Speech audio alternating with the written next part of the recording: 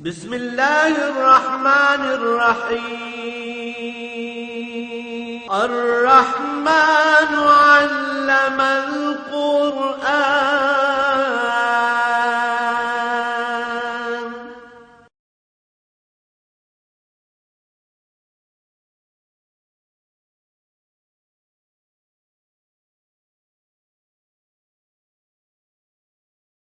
الحمدللہ رب العالمین والصلاة والسلام علی حبیبہ محمد وآلہ وصحبہ اجمعین. اعوذ باللہ من الشیطان الرجیم. بسم اللہ الرحمن الرحیم. وَإِذْ قَالَ مُوسَىٰ لِقَوْمِهِ يَا قَوْمِ اذْكُرُوا نِعْمَةَ اللَّهِ عَلَيْكُمْ إِذْ جَعَلَ فِيكُمْ أَنْبِيَاءَ وَجَعَلَكُمْ مُلُوكًا وَآتَاكُمْ مَا لَمْ يُؤْتِ أَحَدًا مِنَ الْعَالَمِينَ. یا قوم ادخلوا الارض المقدسۃ التی کتب اللہ لکم ولا ترتدوا علی ادبارکم فتنقلبوا خاسرین. اللہم سبحانک لا علم لنا الا ما علمتنا انک انت العلیم الحکیم. مولاي صل وسلم دائما ابدا علی حبیبک خیر الخلق کلہم. فرمایا وہ وقت بھی یاد کرو جب موسیٰ علیہ السلام نے اپنی قوم سے خطاب فرمایا اور انہیں اللہ کی نعمتیں یاد دلائیں. انسان کا ایک بڑا عجیب مزاج ہے کہ اسے 60-70 برس میں جب کبھی کوئی پاؤں میں کانٹا چبھا، کاروباری نقصان ہوا یا کوئی تکلیف آئی تو وہ اس نے گن کے رکھا ہوا ہوتا ہے کہ مجھے یہ دکھ بھی ہوا، یہ بھی ہوا. لیکن 70 سال میں جو اللہ کی نعمتیں استعمال کرتا ہے وہ شمار نہیں کرتا. اس نے پیدا فرمایا، اس نے انسان بنایا، اس نے نبی آخر زمان صلی اللہ علیہ وسلم کی امت بنایا، اس نے ایمان کی دولت سے نوازا، توفیق عمل عطا کی، پھر مادی نعمتیں آنکھ، سمع، بصارت، زبان، لکھنا پڑھنا، علم دیا، توفیق عمل دی، کاروبار کرنے کی توفیق دی، دولت دی، اولاد دی، گھر دیے. یہ ساری چیزیں وہ سمجھتا ہے یہ تو ایک روٹین ورک ہے، یہ تو ہوتا ہے. میرے ساتھ میری عمر بڑی دکھوں میں گزری، میری بڑی تکلیف میں. یہ انسانی مزاج. اتنی مدت جو نعمتیں استعمال کرتا رہا ان کا حساب کوئی نہیں ہوتا، اور ذرا سی اگر من جانب اللہ کوئی تکلیف آ گئی وہ گن کے رکھی ہوتی. تو موسیٰ علیہ السلام نے پوری قوم کو خطاب فرما کے یاد دلایا کہ دیکھو اللہ کی سب سے بڑی نعمت ہے کہ وہ کسی کو اپنا قرب عطا کرے، اپنی رضا عطا کرے، توفیق عمل دے، نور ایمان دے. یہ بہت بڑی دولت ہے. ارشاد نبوی کا مفہوم ہے کہ دنیا کے اللہ کے نزدیک کوئی قیمت نہیں ہے. دوستوں کو بھی دیتا ہے اور دشمنوں کو بھی دیتا ہے، اطاعت گزاروں کو بھی دیتا ہے، نافرمانوں کو بھی دے دیتا ہے. لیکن آخرت کی قیمت ہے صرف دوستوں کو دیتا ہے، دشمنوں کو اس کی ہوا بھی نہیں لگتی. تو موسیٰ علیہ السلام نے جب انعامات باری کا ذکر فرمایا تو پہلی بات یہ فرمائی اذ جعل فیکم انبیاء. اللہ کا کتنا احسان ہے تم پر، بنی اسرائیل پر. کہ ابراہیم علیہ السلام سے پھر آگے اسرائیل لقب تھا یعقوب علیہ السلام کا، اسحاق علیہ السلام، اور پھر یعقوب علیہ السلام، اور یعقوب علیہ السلام کے 12 بیٹے تھے، پھر 12 قبائل بنے اسرائیل کے، بنو اسرائیل کہلائے. پھر یہ لاکھوں کی تعداد میں ہوئے. ادبار زمانہ ان پر حالات، کبھی ان کے پاس حکومتیں رہیں، کبھی مشکلات، تو آج تک وہ چلے آ رہے ہیں. تو انہوں نے یاد دلایا کہ دیکھو ابراہیم علیہ السلام سے لے کر آج کے دن تک ہمیشہ نبوت بنی اسرائیل میں آئی، اور سیدنا ابراہیم علیہ السلام سے لے کر عیسیٰ علیہ السلام تک ہمیشہ نبوت اسرائیل میں رہی. سارے نبی ان میں سے آئے. حضور نبی کریم صلی اللہ علیہ وسلم بنو اسماعیل میں سے ہیں جو آپ امام الانبیاء ہیں اور آخر میں مبعوث ہوئے.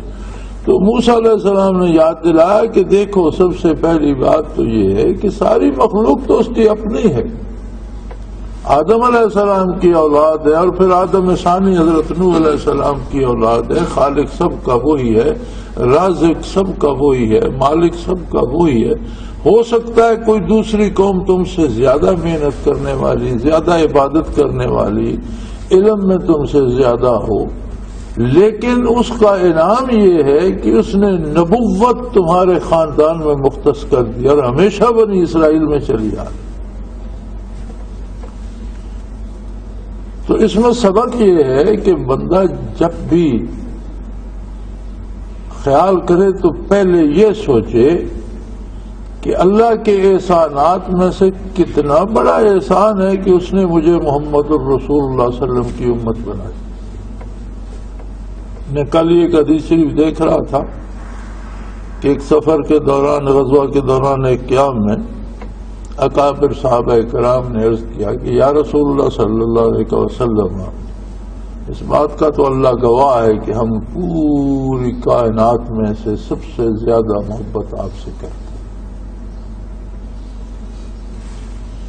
تو کیا ہمارے درجات بہت بلند ہیں؟ ہم جیسا کوئی نہیں ہوگا امت میں. آپ صلی اللہ علیہ وسلم نے فرمایا ہوں گے. یا رسول اللہ پھر وہ کون لوگ ہوں گے؟ فرمایا تم نے مجھے دیکھا، میری صحبت پائی، مجھ سے فیوزات حاصل کی، برکات حاصل کی اور تم مجھ پر فدا ہو گئے. لیکن ایسا زمانہ آئے گا وہ لوگ بھی ہوں گے جو صرف میری بات سنیں گے، مجھے دیکھیں گے نہیں، میری مجلس انہیں نصیب نہیں ہوگی. میری بات سنیں گے، غائبانہ مجھ پر ایمان لائیں گے اور دیوانہ وار جانے دیں گے. ایسے لوگ بھی ہوں گے جو میرا زمانہ نہیں پائیں گے، مجھے دیکھیں گے نہیں، میری بات سن کر مجھ پر فدا ہو جائیں گے اور اپنی جانیں میرے لیے نچھاور کریں. تو بندے کو ضرور یہ کبھی نہ کبھی، بلکہ دن میں کسی نہ کسی وقت کوئی دن خالی نہ جائے، کبھی یہ بیٹھ کر تجزیہ کرے کہ اللہ کے احسانات کتنے ہیں اور میری اطاعت کی کیا حیثیت ہے. ہمارا تو یہ عالم ہے کہ ذرا نزلہ بخار ہو جائے، سر میں درد ہو جائے تو پہلا کام جو چھوٹتا ہے وہ اللہ کی عبادت. چھوٹی موٹی طبیعت خراب ہو تو دفتر ہو آئیں گے، دکان سے ہو آئیں گے، زمیندار کاشتکار اپنی مزدوری کر کے آ جائے گا، لیکن عبادت کے لیے نہیں اٹھے گا، نماز چھوٹ جائے گی، جی طبیعت خراب. کیا یہی احسان ہے؟ اللہ کے احسان کا یہی حق ہے. تو تعلیمات انبیاء جو ہیں، قرآن کا مقصد تاریخ بیان کرنا نہیں ہے اور قوموں کے قصے بیان کرنا قرآن کا موضوع نہیں ہے. قرآن کا مقصد انسانیت کی رہنمائی ہے اور اس میں یہ رہنمائی فرمائی جا رہی ہے کہ ہر بندے کو پہلے تو یہ سوچنا چاہیے کہ اللہ کریم خالق ہے. مجھے درخت بنا دیتا، کوئی پتھر بنا دیتا، کوئی کیڑا بنا دیتا، جانور بنا دیتا. اس نے انسان بنایا، پھر انسان کے اندر اتنے کمالات رکھے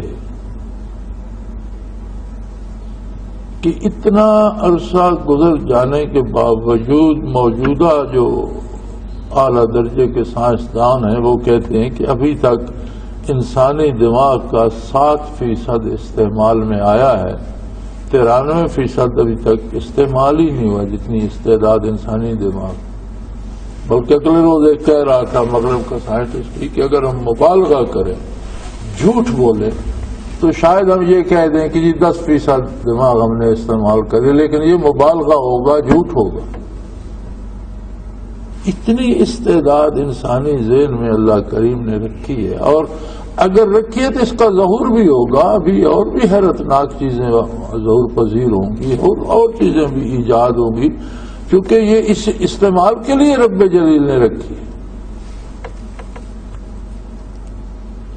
اور پھر اس کا اپنا ایک نظام ہے. اگر اس کی نعمتوں کی قدر نہ کی جائے، اگر اس کے احسانات کو یاد نہ کیا جائے، انسان نے دینا لوٹا کے کچھ نہیں ہوتا، احساس تشکر ہوتا ہے. انسان کو صرف یہ مان کر دینا ہے کہ واقعی ہے رب کریم آپ کا مجھ پر احسان ہے، اور دینا اللہ کو. اللہ بندے نے کیا دینا؟ بندہ تو ہر وقت محتاج ہے، وہ غنی اور کریم ہے، اسے کیا، اس نے لینا تو بندے سے کچھ نہیں. ساری دنیا کی ساری مخلوق اس کی عظمت کا انکار کر دے تو اس کی شان میں فرق نہیں آتا. دنیا کا ہر فرد چوٹی کا ولی اللہ ہو جائے تو اس کی شان میں کوئی اضافہ نہیں ہوتا. اگر کوئی نیکی کرے گا تو اس کا بدلہ خود پائے گا، برائی کرے گا تو اپنے آپ کے ساتھ ظلم کر رہا. اللہ کسی کا محتاج نہیں ہے. تو دینا تو انسان نے کچھ نہیں، ایک احساس تشکر ہے. اور جب وہ نصیب ہوتا ہے تو کم از کم اللہ کی نافرمانی سے بندے کو حیا آنے لگ جاتی ہے. وہ اتنی کریم ذات کی میں نافرمانی تو نہ کروں. یا غلطی سے ہو جائے، غلطی ہو جائے تو پھر توبہ کرتا ہے، اللہ سے معذرت کرتا ہے، معافی مانگتا ہے، روتا ہے، گڑ گڑاتا ہے، دوبارہ اس کی طرف نہیں جاتا. تو فرمایا موسیٰ علیہ السلام نے جب قوم سے بات کی تو انہوں نے کہا یا قوم اذکروا نعمت اللہ، اللہ کی نعمتوں کا خیال تو کرو، یاد تو کرو. اور یہ نعمت دیکھو، اذ جعل فیکم انبیاء، یہ ساری مخلوق اس کی تھی لیکن اس نے اسرائیلیوں تمہیں اس عظمت سے نوازا کہ سارے نبی اور رسول بنی اسرائیل سے پیدا کرنا. وَجَعَلَكُمْ مَلُوكًا، اور پھر تمہارے اکثر وہ نبی ہوئے جنہیں نبوت بھی ملی اور سلطنت بھی، اور بیشتر عرصہ سلطنت تمہاری قوم کے پاس رہی. اگر نبی نہیں ہے تو بادشاہ ہے اور نبی کا پیروکار تو ہے. یعنی تمہاری تاریخ میں ایسے انبیاء بھی ہیں جو نبی بھی تھے اور حکمران اور فرما روا اور بادشاہ بھی تھے، اور اس کے علاوہ پھر اللہ نے تمہیں ریاست سلطنت دی اور نبی کے اتباع کی توفیق دی. تو دولت کا ہونا، اقتدار کا ہونا، یہ بھی انعام الہی ہے، یہ بری بات نہیں ہے. بری یہ اس وقت ہو جاتی ہے جب اس کا حصول برے طریقے سے ہو، یا جب اس کو برا برتے طریقے سے جائے. فی نفس ہی برا نہیں ہے، یہ اللہ کا انعام ہے. حضرت داؤد علیہ السلام نبی بھی تھے، بادشاہ بھی تھے. سلیمان علیہ السلام نبی بھی تھے، بادشاہ بھی تھے. وورث سلیمان و داؤد، انہیں وراثت میں نبوت بھی مل گئی، سلطنت بھی مل گئی. لیکن ہر چیز کا جو استعمال ہوتا ہے وہ اسے اچھا یا برا بتاتا ہے. اب جدید رائفلوں میں کلاشنکوف یا اس طرح کی خودکار اسلحہ بنا. اب خودکار اسلحہ چور اور ڈاکو کے پاس بھی ہے، خودکار اسلحہ ملک کے محافظوں کے پاس بھی ہے. وہ جب کسی کی جان، مال، آبرو یا ملک کی حفاظت کے لیے استعمال ہوتا ہے تو عین کار ثواب ہے.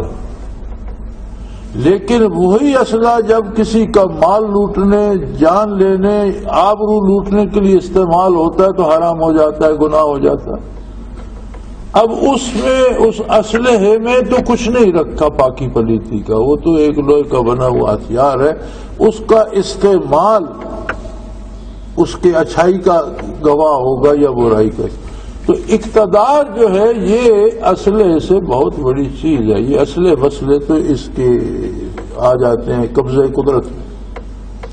تو اللہ کریم کسی کو حکمران بنا دے، اقتدار دے دے، وزیر بنا دے، معتبر بنا دے، لوگ اس کی بات سننے لگے، یا اس کے پاس حکومت کا کوئی شعبہ آ جائے، تو یہ بھی اللہ کا احسان ہے. پھر اگر اس کسی کے پاس یہ بندوق آ گئی تو وہ راستہ روک کر ڈاکے مارنا شروع کر دے تو یہ بڑا ظلم ہوگا. اس نے پھر اللہ کا احسان نہیں مانا.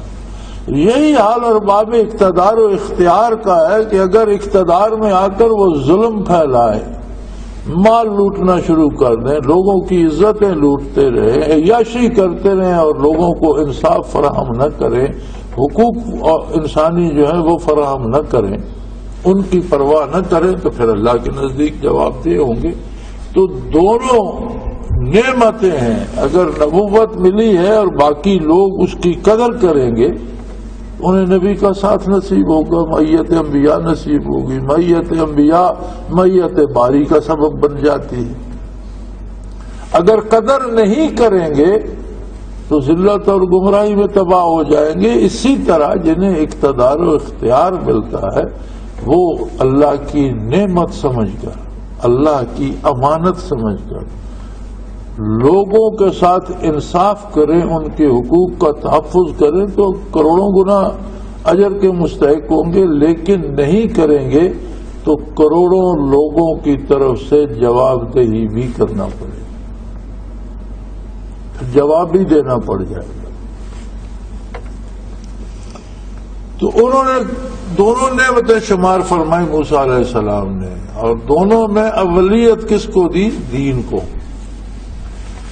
اکثر یہ طریقہ ہے کہ آپ کسی سے تعلق بناتے ہیں، کسی سے دوستی کرتے ہیں، آپ کسی کے ساتھ رشتہ داری بنانا چاہتے ہیں، تو اکثر ساتھیوں کے خط بھی آتے ہیں، فون بھی آتے ہیں، جی میں فلاں جگہ رشتہ کرنا چاہتا ہوں، استخارہ کروں، یہ کروں۔ یہ استخاروں کا کام نہیں ہے، یہ دیکھ بھال کا کام ہے کہ پہلے دیکھا جائے کہ بندہ دینی اعتبار سے کیسا ہے، کہ اللہ رسول کے ساتھ اس کا تعلق ہے، کہ اللہ کی عبادت کرتا ہے، حرام حلال کی پرواہ کرتا ہے، کہ اس میں کوئی دین کتنا ہے۔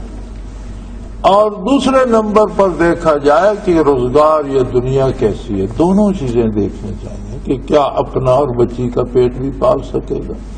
تو اگر دونوں باتوں میں بھلائی نظر آئے تو پھر اللہ پہ بھروسہ کرو، استخارہ پھر کس بات کا، پھر تو اللہ پہ بھروسہ کرو، کام تو اللہ نے کرنا ہے لیکن بندے کے ذمے ہے۔ اور ایک یہ بڑا عیسائیوں نے پھیلایا اور وہ پھر ہم میں بھی مسلمانوں میں بھی آ گیا، تو اب جو کارڈ چھپ کے آتے ہیں ان پہ بھی انگریزی میں لکھا ہوتا ہے کہ جوڑے تو آسمانوں پہ بنتے ہیں، صرف سیلیبریٹڈ آن ارتھ۔ یہ ایسا فضول بکواس ہے، کیونکہ عیسائیوں میں تو نکاح طلاق کی کوئی ضرورت نہیں، بنے بنائے جوڑے ہیں، جو جس کے ساتھ مل گیا جوڑا بن گیا۔ مجھے یہ سمجھ نہیں آتی کہ مسلمانوں نے یہ جملہ کیوں اپنا لیا اور بسم اللہ شریف لکھ کر نیچے انگریزی میں یہ لکھتے ہیں کہ آسمانوں پر جوڑے بن گئے تو یہاں نکاح پڑھنے کی ضرورت کیا ہے، جوڑا تو بنا بنایا ہے۔ بچی سے اجازت لینے کی ضرورت کیا ہے، بچے سے قبول کروانے کی ضرورت کیا ہے، ایجاب و قبول کی کیا ضرورت ہے؟ میاں جوڑے آسمانوں پہ نہیں بنتے، جوڑے آپ کو بنانے آپ اس کے مکلف ہیں، اور آخرت میں آپ نے جواب دینا ہے بچیوں کی طرف سے، بچوں کی طرف سے بھی، کہ اگر وہ غلطی کرتے ہیں تو کیا تم نے ان کی تربیت کا اہتمام کیا تھا؟ اگر تم نے کیا تھا پھر تم بری و ذمہ، اور اگر تم نے خود اولاد کو آوارگی میں ڈال دیا تو پھر تم بھی ساتھ بھگتو۔ تو انسان خود مکلف ہے زندگی کے سارے امور میں انتخاب کرنے کا، اور اس کا طریقہ یہ بتایا کہ پہلے دین دیکھو اور پھر دین کے ساتھ دنیاوی استعداد بھی دیکھو کہ بندہ دنیاوی اعتبار سے معقول ہے، کاروبار کی سمجھ ہے، یا ملازمت اچھی کر رہا ہے، یا روزی اچھی کما رہا ہے۔ دونوں چیزیں دین و دنیا دونوں دیکھنی چاہیے، اور اپنے بارے بھی بندے کو، اپنے بارے بھی اگر اکثر نہ صحیح تو کوئی دن خالی نہ جائے، کسی نہ کسی وقت بیٹھ کر ضرور سوچے کہ مجھ پہ اللہ کے کتنے احسانات ہیں اور میں اس کا کیا جواب دوں گا۔ گھر دیا، عزت دی، دولت دی، اولاد دی، زندگی دی، عبادت کی توفیق دی، نور ایمان دیا، انسان بنایا، مسلمان بنایا، تو کیا میرے دل میں احساس تشکر ہے؟ اگر احساس تشکر دل میں آ جائے تو گناہ سے بچنے کی توفیق ہو جاتی ہے۔ بندہ اللہ کی نافرمانی سے بچ جاتا ہے، بچنے کی کوشش کرتا ہے، اللہ کی اطاعت کرنے کی کوشش کرتا ہے۔ وَمَن يُطِعِ الرَّسُولَ فَقَدْ أَطَاعَ اللَّهَ، اور اطاعت الہی کی شرط ہے اتباع محمد الرسول اللہ صلی اللہ علیہ وآلہ وسلم۔ جس نے رسول اللہ صلی اللہ علیہ وسلم کی اطاعت کی اس نے اللہ کی اطاعت کی، جس نے حضور کا اتباع نہیں کیا اس نے اللہ کی اطاعت نہیں کی۔ فرمایا وَآتَاكُم مَّا لَمْ يُؤْتِ أَحَدًا مِّنَ الْعَالَمِينَ، فرمایا تمہیں اتنی نعمتیں اللہ نے دی کہ تمہارے ساتھ جو اقوام عالم تھیں ان کو وہ دولت نہیں ملی۔ اگر کسی کو ملی تو حکومت و سلطنت تو مل گئی لیکن نبوت تو کسی کو نہیں ملی، اور حکومت و سلطنت بھی ہو اور نبوت تو یہ تو نور علی نور ہو گیا، تم پر تو اللہ کے بہت احسانات ہیں، لہذا تمہیں اللہ کی اطاعت کرنا چاہیے۔ اور حکم دیا یا قوم ادخلوا الارض المقدسۃ التي كتب الله لكم ولا ترتدوا على ادباركم فتنقلبوا خاسرین۔ اب بات یہ تھی کہ وہ چاہتے تھے کہ اس وقت کا یا جو ملک شام تھا یہ فلسطین اسی کا حصہ ہوتا تھا، اور اللہ نے حکم دیا جب مصر سے نکلے کہ اس شہر میں داخل ہو جاؤ، اور یہ اہل شہر جب تم داخل ہوگے تو یہ شکست کھا جائیں گے، تمہارا مقابلہ، یہ بشارت بھی دے دی یہ تمہارا مقابلہ نہیں کر سکیں گے، اور یہ مقدس شہر ہے، برکات کا امین ہے، اور یہی تمہارا قبلہ ہے، اس شہر میں داخل ہو جاؤ۔ تو انہوں نے فرمایا جب اللہ نے حکم دیا ہے تو اب اس شہر مقدس میں داخل ہو جاؤ۔ التی کتب اللہ لکم، یار یہ تو اللہ نے تمہارے لیے لکھ دیا، اللہ نے بتا دیا کہ یہ تمہیں ملے گا، یہ خالی کر جائیں گے، پھر کیا بات ہے گھبرانے کی؟ اس میں تو کوئی گھبرانے کی بات نہیں، اللہ نے پہلے تمہیں خوشخبری دے دی، اور تم وہ قوم ہو کہ فرعون سے اللہ نے تمہیں نجات دلائی، اسے تمہاری آنکھوں کے سامنے غرق کر دیا، اور تمہیں دریا کو پھاڑ کر سمندر کو تمہیں پار کر دیا، پھر بے شمار احسانات ہیں اس کے، قدم قدم پر تم پر اس نے احسان فرمایا، 2 نبی اللہ کے تمہارے ساتھ ہیں، تمہیں آسمانی کتاب عطا فرمائی۔ تو اب اللہ نے حکم دیا کہ اس شہر مقدس میں داخل ہو جاؤ، تو تم ہجرت کر کے آ رہے ہو، اور یہ بھرا بھرایا اور ملک اس زمانے کا خوشحال ترین شہر ہے، اور ہر چیز کا انبار لگے ہوئے ہیں، اور یہ کتب اللہ لکم، اللہ نے تمہارے نام کر دیا ہے، یہ تمہارا حصہ، لے لو، تم داخل ہو گئے تو وہ چھوڑ کے چلے جائیں گے۔ اور دیکھو اللہ کی نافرمانی کر کے اس کام سے انکار نہ کرو، یہ نہ کہو کہ جی ہم سے یہ نہیں ہوتا، ہم کیوں داخل ہوں۔ ولا ترتدوا، الٹے قدموں نہ پھرو، مرتد نہ بنو۔ ولا ترتدوا على ادباركم، الٹے قدموں میں چلو، مرتد ہوتا ہے واپس چلو، تو الٹے قدموں چلنے والا۔ فتنقلبوا خاسرین، اگر اللہ کی نافرمانی کرو گے تو جتنی نعمتیں آ رہی ہیں اس کی بجائے پھر عذاب آنے شروع ہو جائیں گے اور خسارے میں چلے جاؤ گے۔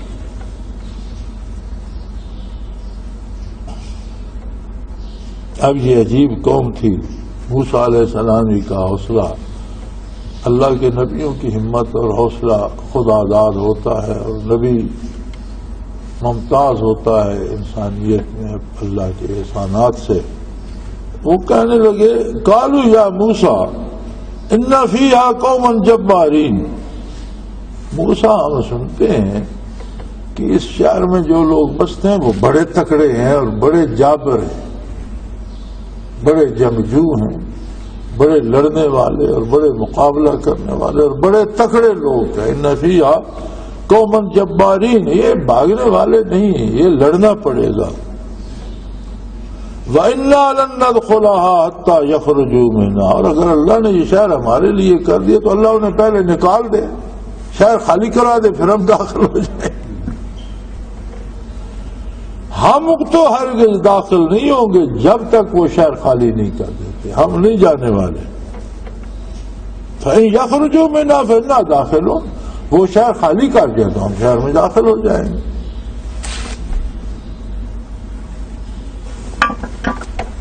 اللہ کریم کی اپنی کائنات ہے،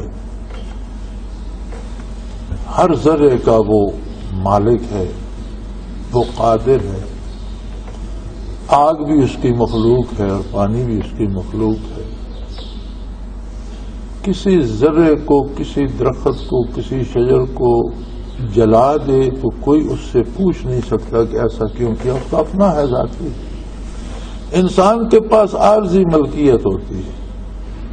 ہم ایک گھر بناتے ہیں، اس میں اینٹیں بھی وہی ہیں، مسالہ بھی وہی ہے، بلکہ ایک کمرہ جو غسل خانے کے لیے بناتے ہیں اس میں تو قیمتی ٹائلیں لگاتے.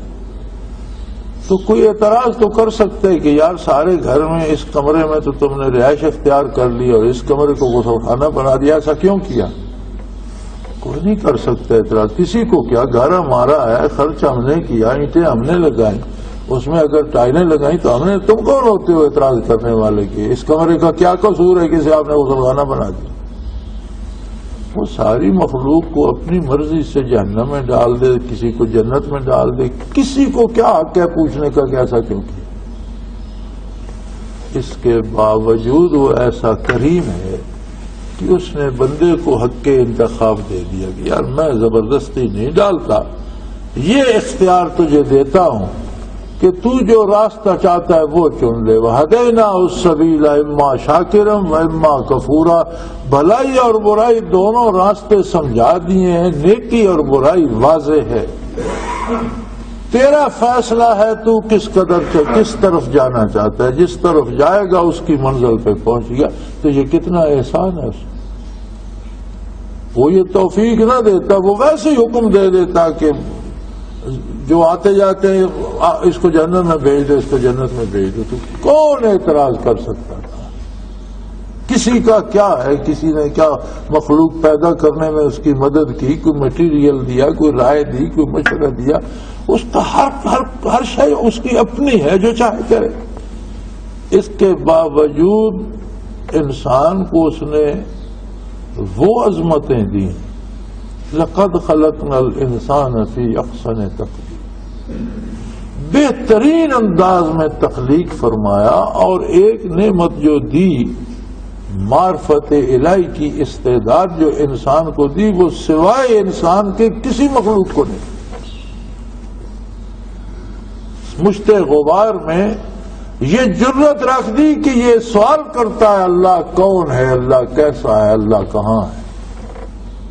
یہ جرت تو حاملین عرش فرشتے بھی نہیں کرتے، مقربان بارگاہ بھی آنکھ نہیں اٹھاتے. یہ جرت رندانہ انسان کو دی، پھر اسے انبیاء اور کتابیں بھیج کر جواب دیا کہ اللہ کیسا ہے، اس کی ذات کیسی ہے، اس کی صفات کیسی ہیں، اس کی رضا کس بات میں ہے، وہ خفا کس بات سے ہوتا ہے. اس سارے کا جواب دیا. اب انسان کی پسند پہ چھوڑ دیا.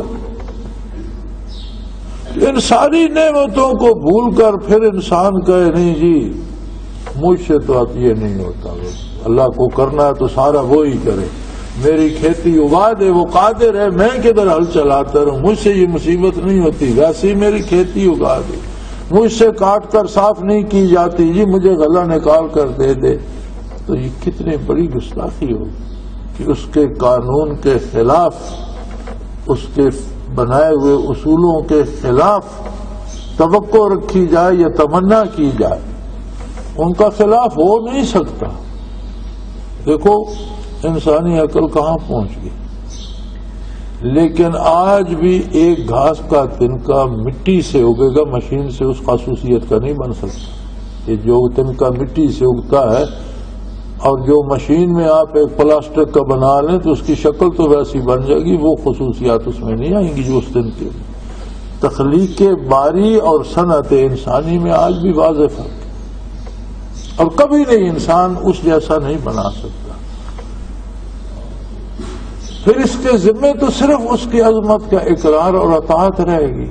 اب وہ اتنا کریم ہے کہ اس نے ان پر یہ آسانی فرما دی کہ بھئی یہ اہل شہر تمہارا مقابلہ نہیں کر سکیں گے، میں نے شہر تم کو عطا کر دیا.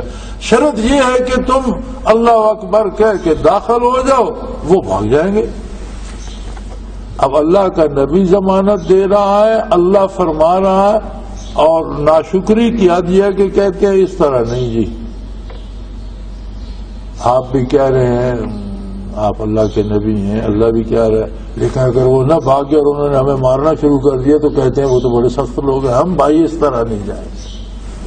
ہاں وہ پہلے بھاگ جائیں، شہر خالی ہو جائے تو ہم چلے جائیں۔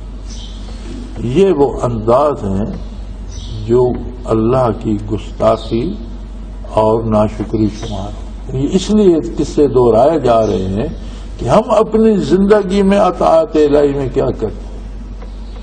ہمارا روزمرہ کا جو عمل ہے، آج کا دن ہمارا جو گزر رہا ہے، اس میں ہم نے کس طرح سے اطاعت الہی کی۔ نبی کریم صلی اللہ علیہ وسلم نے فرمایا کہ مومن کی دنیا بھی دین ہے، اس لیے کہ وہ دنیا کا ہر کام بھی اللہ کے حکم کے مطابق کرتا ہے اور اللہ کی اطاعت ہی کا نام دین ہے۔ ایک دفعہ حضور صلی اللہ علیہ وسلم نے فرمایا کہ مومن جو رزق کما کے لاتا ہے اور بیوی بچوں کو کھلاتا ہے اس پر بھی اسے ثواب ملتا ہے اور وہ سب کا شمار۔ تو عرض کی کہ یا رسول اللہ بیوی بچوں کا نان نفقہ تو اس کے ذمہ تھا، اس کی ذمہ داری تھی، تو اس پر ثواب کیسا؟ تو آپ نے مسکرا کے فرمایا کہ جو ذمہ داری اللہ کی طرف سے اسے پورا کرنا ہی تو عبادت ہے۔ اگر اللہ کی طرف سے ذمہ داری تھی، اس نے ذمہ داری پوری کی تو اس نے عبادت کی، اس کا بھی اسے ثواب ملے گا۔ اور کافر کا دین بھی دنیا ہے کہ کافر ہر کام اس لیے کرتا ہے کہ اس کے بدلے صحت مل جائے گی، اس کے بدلے اولاد مل جائے گی، اس کے بدلے دولت مل جائے گی۔ ہر کام، پورے جتنے دنیا کفر کے مختلف فرقے اور کلٹس ہیں ان کے مذاہب کا آپ مطالعہ کیجئے تو آپ کو دین کے نام پر دنیا ملے گی کہ یہ رسم کرو گے تو دنیا کا یہ کام ہو جائے گا، یہ کرو گے تو وہ ہو جائے گا۔ فرمایا کافر کا دین بھی دنیا ہے اور مومن کی دنیا بھی دین ہے۔ تو اب اگر اطاعت الہی میں اللہ یہ بھی فرما دے کہ تم داخل ہو جاؤ، یہ اہل شہر بھاگ جائیں گے، پورا شہر تم پر حلال ہے، تم کھاؤ پیو اور ہر چیز لے لو، یہ پہلے بھاگ جائے تو، اگر نہ بھاگے تو پھر ایمان کہاں رہا؟ ایمان تو یقین ہی کا نام ہے، اعتبار ہی کا نام ہے نا۔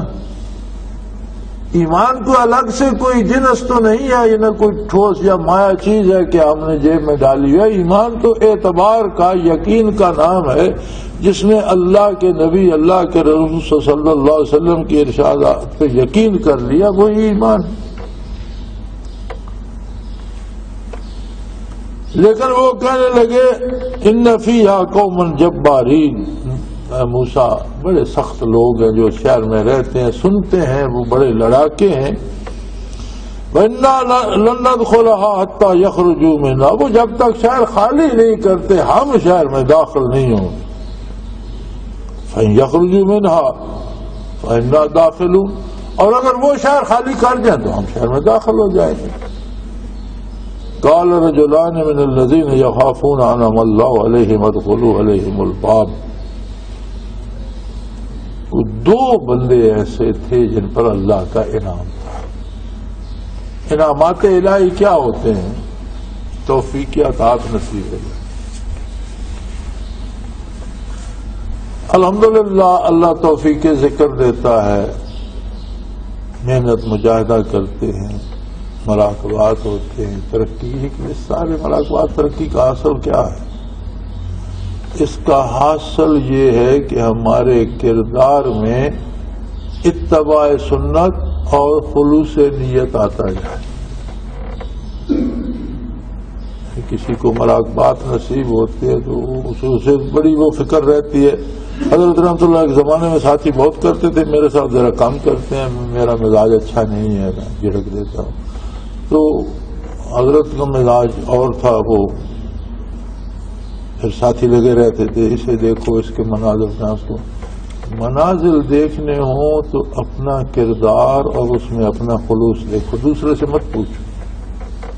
وہ کسی نے کہا تھا نا دوست سے کہ بتاؤ تمہیں مجھ سے کتنی محبت ہے، اس نے کہا اپنے دل سے پوچھو،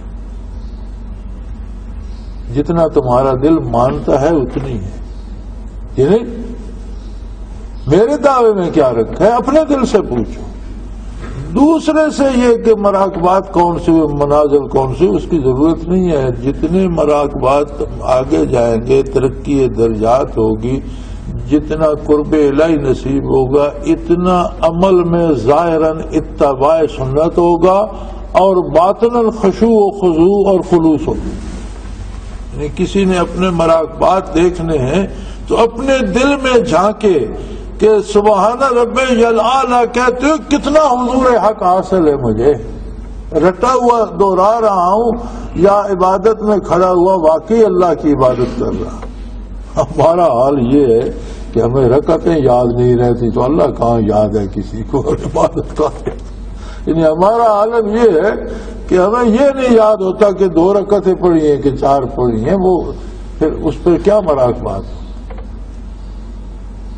کسی عدالت میں، کسی مجسٹریٹ کے سامنے، کسی افسر کے سامنے کبھی کوئی بھولتا ہے کہ میں نے جو رپورٹ پیش کرنی تھی اس میں سے 2 سطریں پڑھی ہیں، یہ 4 پڑھی ہیں؟ کیوں نہیں بھولتے بندے؟ اس لیے کہ وہ کانشس ہوتے ہیں، ہوشیار ہوتے ہیں، پتہ ہوتا ہے کہ میرا مجھ سے بڑا افسر ہے اور میں نے اپنی رپورٹ پیش کرنی ہے، یہ نہ ہو کہ ایک پیرا چھوڑ دوں اگلا پڑھ لوں. حضور حق میں ہمیں وہ حضور حاضر دماغی حاصل نہیں ہوتی. رسم پوری کرتے ہیں نا تو وہ احساس ہو کہ میں اللہ کے روبرو کھڑا ہوں. جیسے حضور صلی اللہ علیہ وسلم نے فرمایا ان تعبد اللہ کانک تراہ. عبادت کا مزہ تو یہ ہے کہ تو اس طرح عبادت کر جیسے اللہ کو روبرو دیکھ رہا ہے. احسان یہ ہے کہ حدیث احسان میں کہ مل احسان ہو یا رسول اللہ صلی اللہ علیہ وسلم. فرمایا ان تعبد اللہ کانک تراہ، ایسے تو اللہ کے سامنے کھڑا ہو عبادت میں کہ روبرو کھڑا.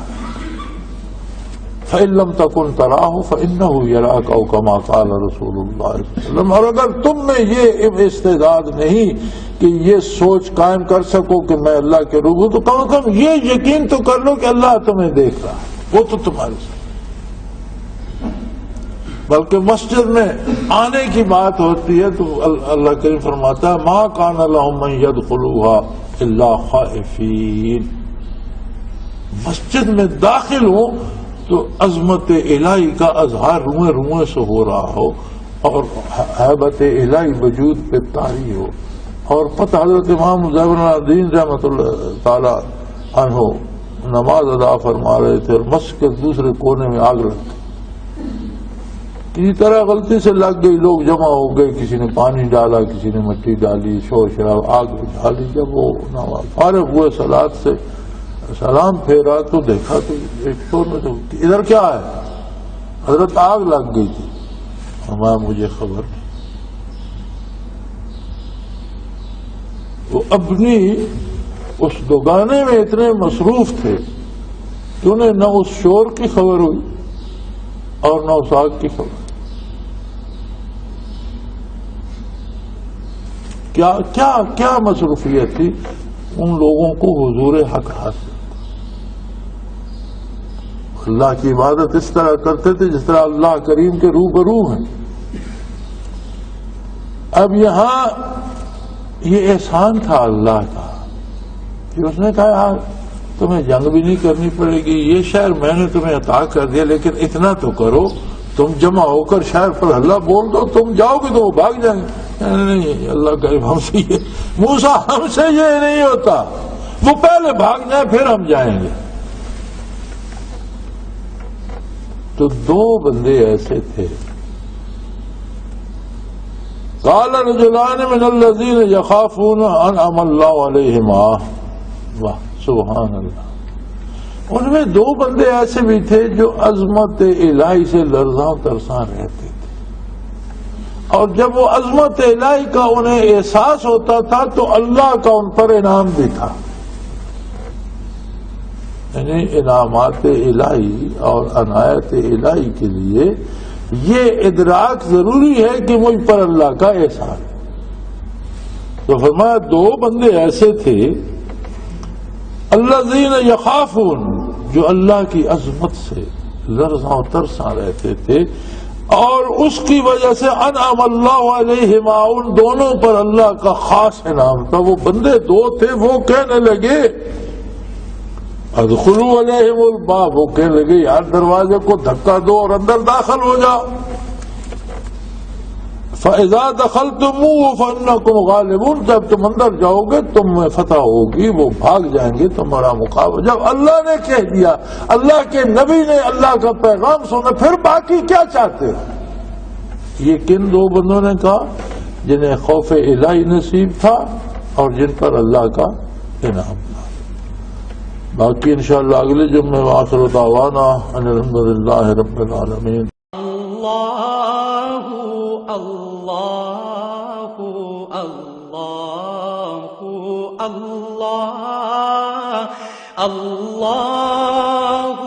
اللہ اللہ اللہ اللہ۔